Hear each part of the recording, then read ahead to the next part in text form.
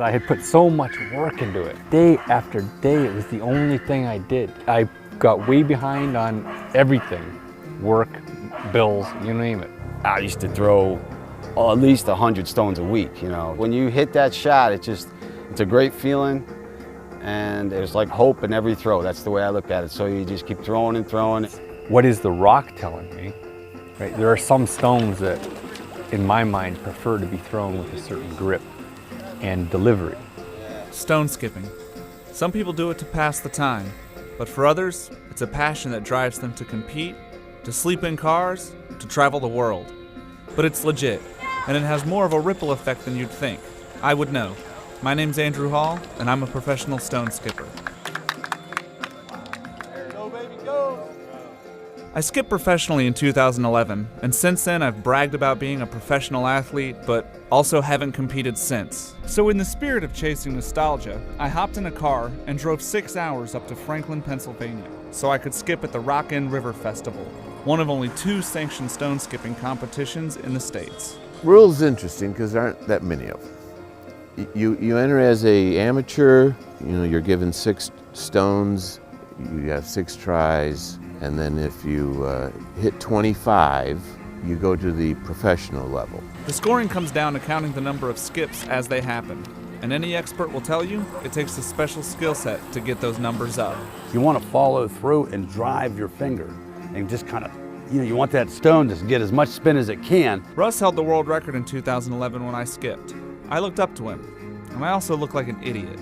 You were kind of the face of stone skipping at the time. Yes, yeah. And how did you fall into that? Well, so I got the world record because I'd won a lot of tournaments back to back, in like this one and the Michigan one, and I had a good streak going, and someone said, you're kind of leading the whole stone skipping thing. I said, it's like being the king of a country of 5. Stone skipping's been around for a while. Some of these people have been skipping for fucking ever. I think I either skipped in '99 or I started in 2000. So, wow, it's like 18 years. My grandfather is the one that taught me how to skip stones when I was 4 years old. I can't actually remember when I started. I do know that by the time I was 13, 14, 15, I was pretty serious about it. So you figure almost 40 years. Currently, Kurt holds a world record for stone skipping, and he's a pillar in this community. He gets a little heady when it comes to stones, though. Stone skipping to me is in the exact same category as watching a fire, watching clouds, looking at the stars, watching a sunset.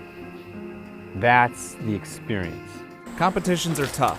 When the pressure's on, the leisurely chill vibe of skipping seems to be so far out of your mind. And if you don't bring your A game... Well, you do better than that. Come on. I know.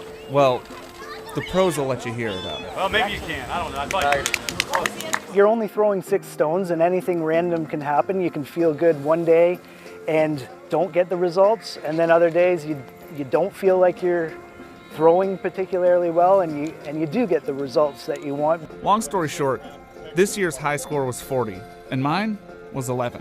But like the rest of these athletes, it's about chasing something bigger than being in first place. The goal is to have a self-sustaining stone skip community. I don't think there's anybody who skips rocks who isn't ultimately, repeatedly fascinated by their own good throws. You've been skipping like 18 years. How long do you think you'll keep skipping, just until it's... So I'm dead. I mean, that's what someone said, will you ever retire? I'm like, I'm obligated to skip six stones a year. I mean, what do you retire from here? Russ still has his style.